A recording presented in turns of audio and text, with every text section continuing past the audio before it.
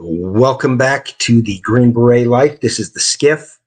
I am Matt. We have Stu here with us, and we spoke last week. For anybody that was watching, that Chris is stepped away for a while and needed a break, and we now have a new co-host, and that new co-host is my buddy Len. I know him as Stu. You guys will probably know him as Stu. Please, I just want to get this out of the way. We are a 501c3. Please go check out our website at thegreenberetlife.com. Once again, if anybody out there has questions, you want to join the military or any other questions on this show, you can reach out to us at thegreenberetlife@gmail.com and ask questions. And sometimes it takes us a little while, but we will get to you. We do firearms instruction, pistol, rifle, shotgun, and it all goes to getting veterans into the outdoors. A lot of it's the shooting sports outdoors. So that's what we do. If you're interested in training, please get a hold of us, and we'll go from there. So without further ado, I want to introduce Stu. I'm a poet and didn't know it, to you. And I'm going to let Stu talk about himself for a little bit. One of the things before we get started on that is we are going to try some new things with the SCIF. We're going to try new things with the channel. There may be a second sister channel to this channel. We're going to try to provide more content. Some of that may be shooting content. Some of that might be preparedness content. Some of it might just be interesting content. So if you have any ideas and what you'd like to see, what you'd like to talk about, just feel free to send it to us. You can even send it to us in a comment tonight. Once more, if you are joining us here on YouTube, we're going to be on here. We'll be on here for a little bit, but we're going to make the transition over to Rumble. We are not on Odyssey tonight. We're still, I'm learning this whole system. Stu's learning this whole system and trying to figure out how to get Odyssey up at the same time as Rumble. And quite frankly, we haven't done it. We're still working with Rumble at this stage, just trying to get it up. But we want to add Odyssey to it and maybe some other ones as well. So without further ado, I'm going to let Stu introduce himself, and we'll go from there. Stu, take it away.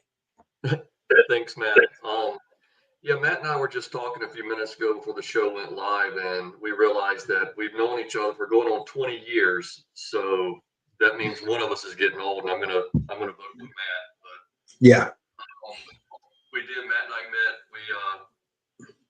I was in North Carolina. He was as well, going through the Q course and everything. We met through motorcycles and motorcycle racing. We did that for several years. I joined the military. Unfortunately, it wasn't, Matt's kind of having to scrape the bottom of the barrel for his Green Beret Life co-host. He had to go to the Air Force to get a co-host. So don't hold that against me. I did my part and did what I could, did my thing.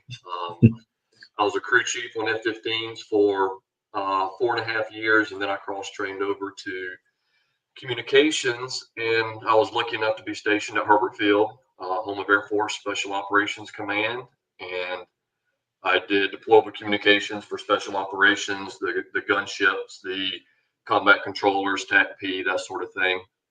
So that was a lot of fun. And after that time was up, I moved over to contracting and have been doing government contracts for communications since then, since about 2005. So for a few minutes. Enjoy it. It's a lot of fun. I've been able to go and see places of the world I never would have been able to see on my own. Gotten to go snorkeling in Hawaii. I've gotten to climb Mount Fuji. I've gotten to, spend time in the Horn of Africa, the vacation spot everybody wants to hit. But, there you go. We have fun. Matt and I have known each other. We're both into, guns and firearms, shooting, different things. Matt's a much better pistol shot than I am. I'm getting into pistols. I'm doing some long range shooting and stuff, that sort of thing. So getting into reloading as well. Just all sorts of stuff like that.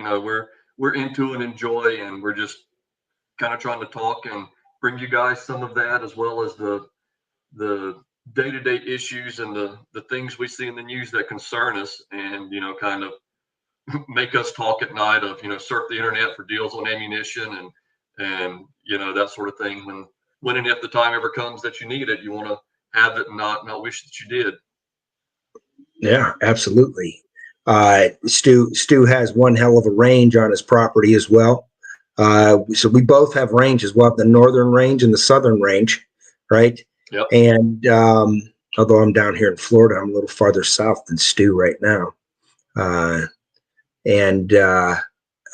But we're hoping to bring some content. Stu's got a bunch of cool stuff. And we're hoping to do some maybe reviews or talk about some of the guns we have and how we have them set up. Stu's got some really interesting new stuff that we should probably talk about at some stage. Yeah, we're going to do some, along the same lines, and we're going to try to dip in and add a few more things to make the content a little more interesting. So once again, I'm going to try to monitor. Rumble from my end. Still got to get this figured out on how we are able to do this through the software. For some reason, Stu, we have never figured out on StreamYard. We use StreamYard as a streaming service, and it seamlessly connects to YouTube. But with Rumble and any of the others, Stu, you don't get to see the comments, so you have to monitor yourself on the other platforms that we're broadcasting on.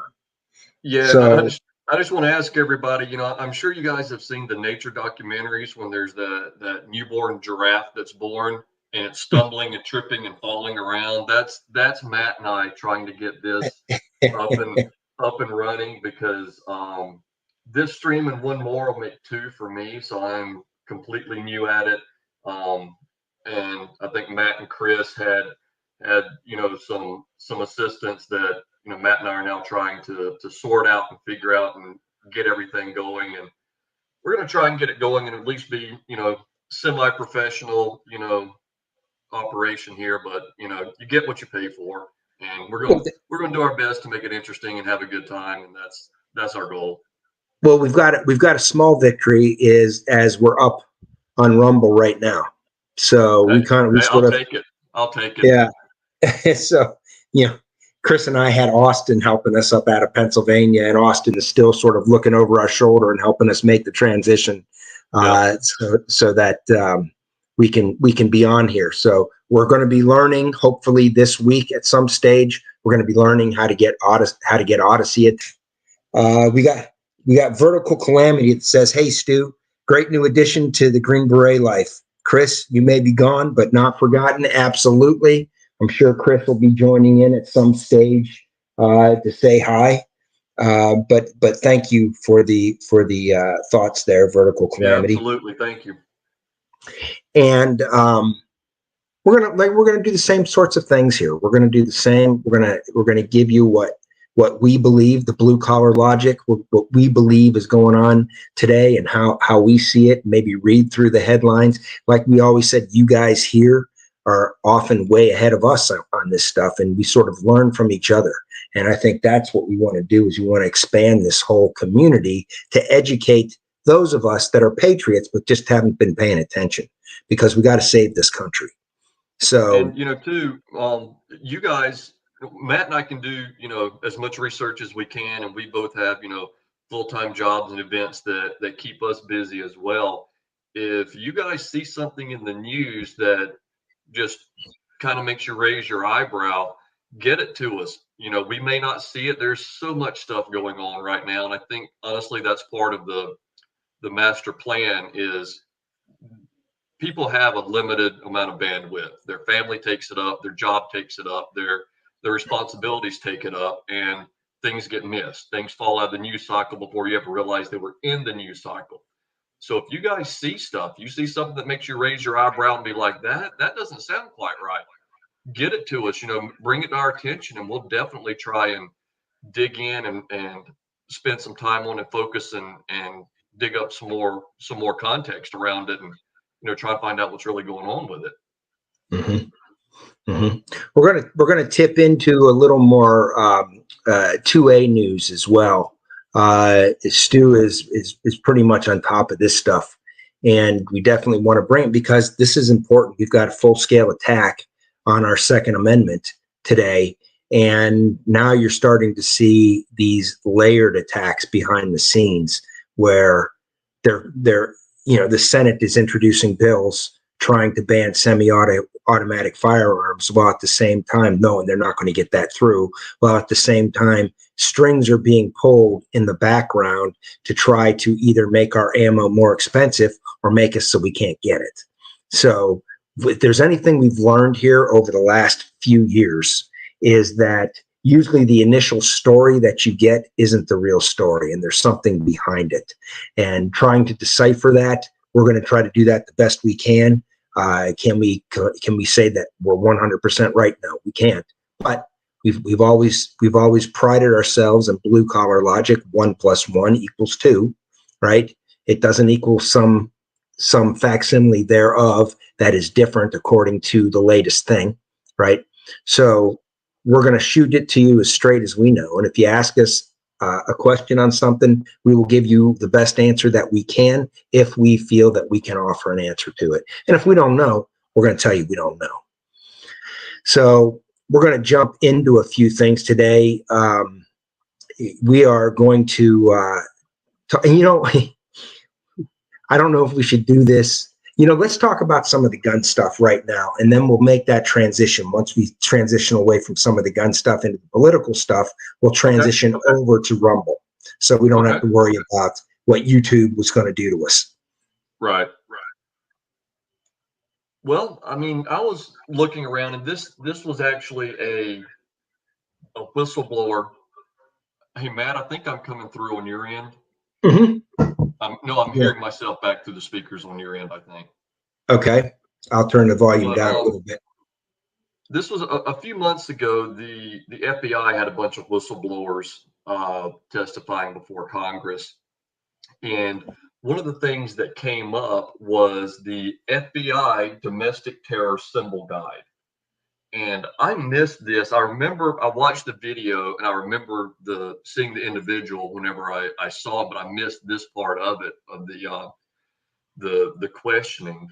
But this was a document that was classified and has since been declassified, that the FBI generated as basically what the document stated. It was a document full of symbols that they considered to be used by domestic terrorists. And I was digging through it and looking through it, and they had some of the traditional stuff, the Antifa flag, the raised fist, that sort of thing. But we're going to try and share a screen here with you. We did this earlier and it worked, so we're going to see if it works this time. It's absolutely going to work. This is unbelievable when you see some of this, and to believe that these agencies haven't become politicized, you have to have your head in the sand. But okay, so this is the document here, and you can find it yourself. You can go to Google and just type in FBI domestic terror symbols, and it'll pop up. You can download it from the FBI's themselves at this point. That's just where it is. But one of the terms that they use in this is an MVE, a Mike Victor Echo. And what the FBI is saying that is a militia violent extremist. So they're considering these symbols being tied to a violent extremist. And if you look at them, they've got the Boogaloo flag, which, it's time for the Boogaloo. That's something that really kind of started a while back. It was kind of a meme and that sort of thing. I've never even seen that flag, to be honest with you. I've never even seen it. I'm familiar with the Boogaloo term just as the meme, and it's time for the Boogaloo. It's time to get it on. Yeah. The other one you look at here is a Punisher skull, And you know, that's a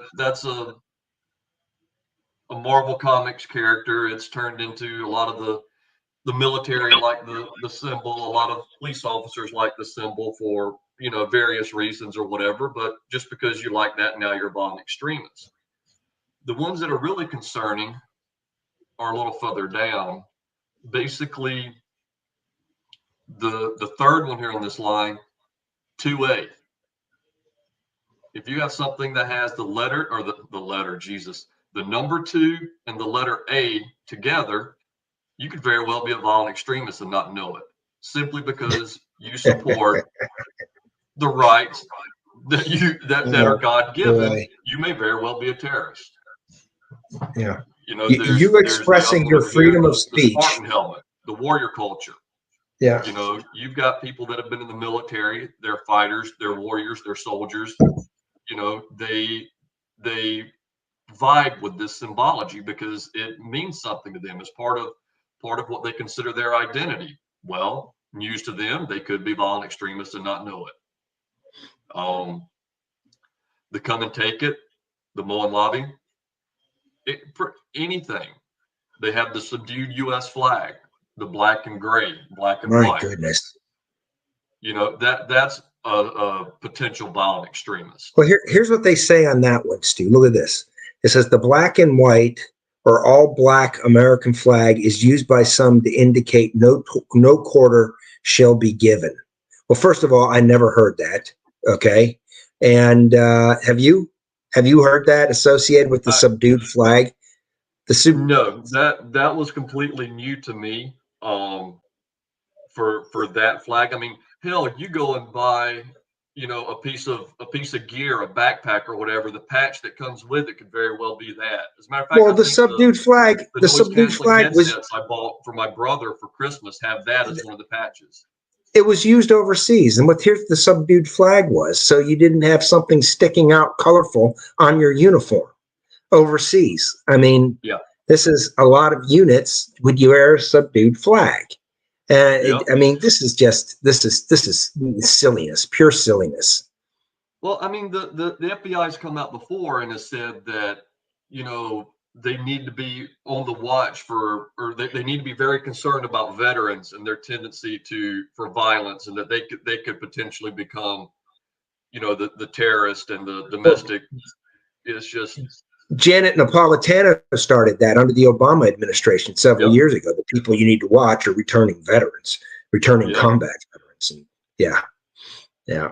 And you know, down here you've got their concern for commonly referenced imagery and or quotes. The Betsy Ross flag. Oh my Lord. You know, and these were symbols that, and again, this is the part that really they're saying the quiet part out loud. Mm-hmm. You know, historical American symbol used by some self-identified violent extremists, but this is the next part, to represent support for gun rights and limited government. So if you support gun rights and limited government, that's the view that your betters are taking of you. Oh my goodness. You know, any sort of imagery that evokes your ability to be self-sufficient, your resistance to being dictated every nuance of your life, paints you as a potential domestic terrorist, because you do not want to be told what to do day in and day out. You don't want to have, you know, the alarm klaxon go off to wake everybody up at the same time, and everybody steps out of their door at the same time. And if you dare resist and speak up and raise your hand and call bullshit, well, congratulations, you can be considered a violent extremist. I would suggest, if you're curious, you know, look this document up, and you can pull it up on the you can type in FBI. What was it again? The Domestic Terrorism Symbols Guide. You can pull it up. You can find it. It's their document. I pulled it right off. You know, just downloaded it and pulled it right in after you know, seeing a story about it. I was curious and pulled it down. And again, in fairness, I can scroll up here. It does have, let me see, some of the other phrases and graffiti and stuff like that for Antifa, some of their flags and stuff. So what the FBI is saying is that those of us that are for gun rights and limited government are in the same boat as these individuals that were burning down cities and destroying private businesses and trying to kill cops for months and months of the Isn't that amazing? And to very little pushback, because all of these district attorneys in these liberal cities, who are primarily put there by George Soros and people like him, were releasing these people without charges, or downplaying the charges to whatever they did. And these people who actually wasn't it caused, in DC where they arrested a bunch of them and then they wind up having to let them go and pay them money? well, I know that a bunch were let go out of Minneapolis that went on to commit murder and mayhem afterwards. I think And it was I think it was in DC. They arrested a bunch of them, and then because they were all dressed in black, they were all in the same clothing. They're like, well, how can you prove it was person A and not person B? And so they wind up having to drop all the charges for all the destruction and the looting and the violence.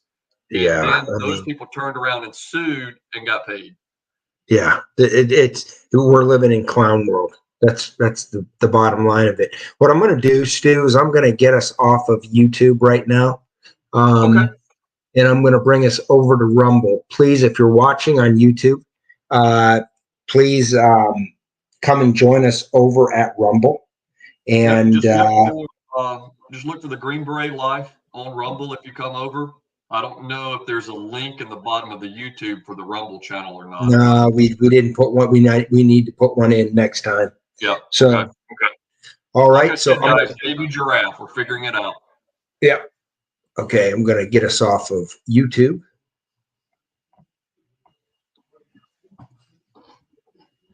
Remove.